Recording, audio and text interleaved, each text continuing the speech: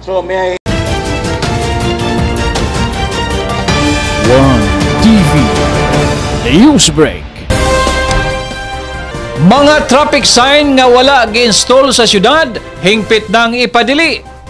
Sa pagpatuman pohon sa City Traffic Light Ordinance, mahimong matikitan, mapinaltihan o makasuhan ang mga individual nga mukuha o mutangtang sa mga traffic sign nga gipangpahimutang sa kagamhanang lokal o bisan mga traffic sign nga gipanag-iya sa Department of Public Works and Highways.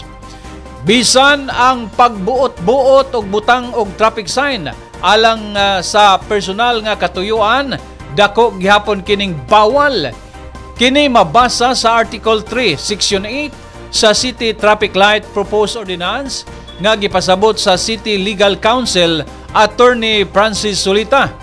Sa gipahigayon nga public hearing mahitungod sa gituking Traffic Light Ordinance, matud pa ni Attorney Francis Solita nga bisan ang Department of Interior and Local Government adunay memorandum circular nini, ang pagdili sa mga individual kuna pagdili sa mga individual o mga establishmento sa pagbutang og traffic sign.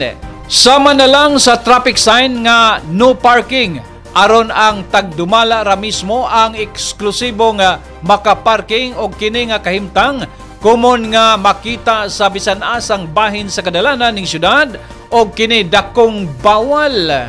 Then, Article 3, installation and interference with traffic control items. No person shall install, establish, or display on any road or in the view of any person on any road or interfere with, alter, or take down any traffic control sign or item. Now, what does the article or Section 8 mean?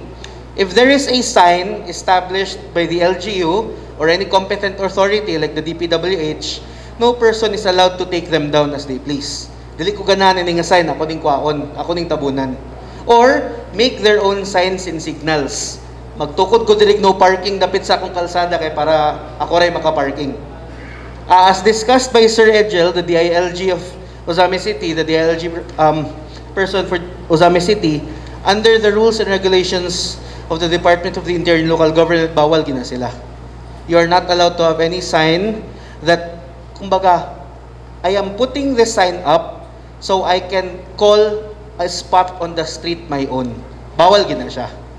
No single person has any right or any specific right to a specific street, regardless as to whether the same, it is actually adjacent sa ilahang home or sa ilahang place of business.